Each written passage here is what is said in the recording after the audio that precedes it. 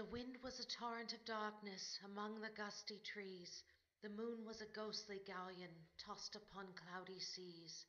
The road was a ribbon of moonlight over the purple moor, and the highwayman came riding, riding, riding. The highwayman came riding up to the old inn door. He'd a French cocked hat on his forehead, a bunch of lace at his chin, a coat of the claret velvet, and breeches of brown doe skin.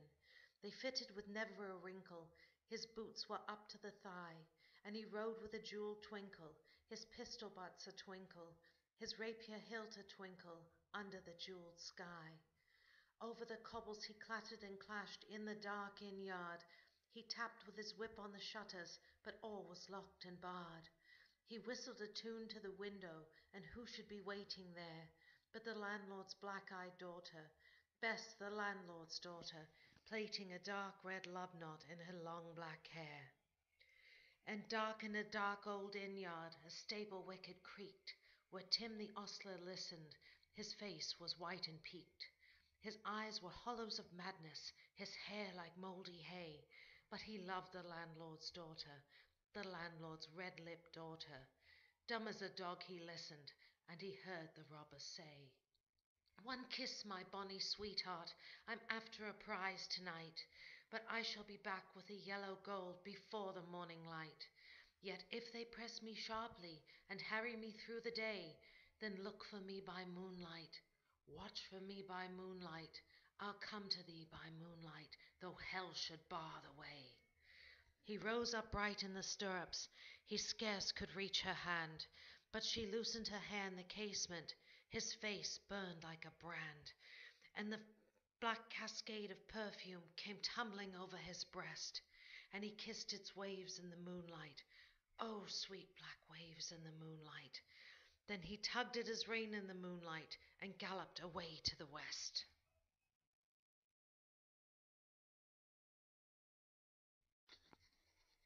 He did not come in the dawning, he did not come at noon, and out of the tawny sunset before the rise of the moon.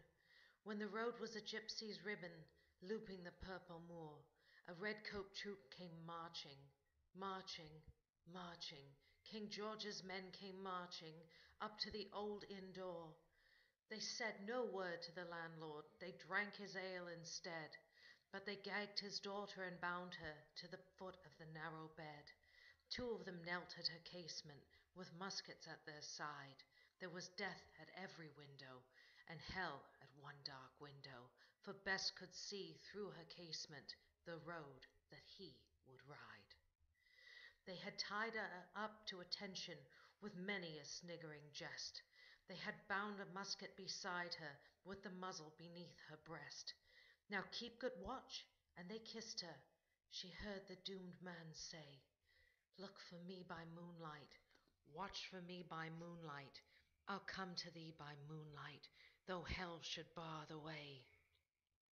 She twisted her hands behind her, but all the knots held good. She writhed her hands till her fingers were wet with the sweat or blood. They stretched and they strained in the darkness, and the hours crawled by like years, till now on the stroke of midnight, cold on the stroke of midnight, the tip of one finger touched it. The trigger at last was hers. The tip of one finger touched it. She strove no more for the rest. Up she stood to attention, with the muzzle beneath her breast. She would not risk their hearing, she would not strive again, for the road lay bare in the moonlight, blank and bare in the moonlight, and the blood of her veins in the moonlight throbbed to her love's refrain. Tlot, tlot, tlot, tlot. Had they heard it? The horse hoofs ringing clear. Tlot, tlot, tlot, tlot in the distance. Were they deaf that they did not hear? Down in the ribbon of moonlight, over the brow of the hill, the highwaymen came riding, riding, riding. The redcoats looked to their priming. She stood up straight and still. Tlot, tlot in the frosty silence, tlot, tlot in the echoing night. Nearer he came and nearer. Her face was like a light. Her eyes grew wide for a moment. She drew one last deep breath. Then her finger moved in the moonlight, Her musket shattered the moonlight, shattered her breast in the moonlight, and warned him with her death. He turned, he spurred to the west.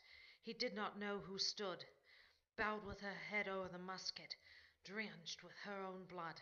Not till the dawn he heard it, and his face grew grey to hear how Bess, the landlord's daughter, the landlord's black-eyed daughter, had watched for her love in the moonlight and died in the darkness there. Back he spurred like a madman, shouting a curse to the sky, with the white road smoking behind him, and his rapier brandished high. Blood-red were his spurs in the golden noon, wine-red was his velvet coat, when they shot him down on the highway, down like a dog on the highway, and he lay in his blood on the highway, with a bunch of lace at his throat. And still of a winter's night, they say, when the wind is in the trees, when the moon is a ghostly galleon tossed upon cloudy seas, when the road is a ribbon of moonlight over the purple moor, a highwayman comes riding, riding, riding. A highwayman comes riding up to the old inn door. Over the cobbles he clatters and clangs in the dark inn yard. He taps with his whips on the shutters, but all is locked and barred. He whistles a tune to the window, and who should be waiting there but the landlord's black-eyed daughter, Bess, the landlord's daughter, plaiting a dark red love knot into her long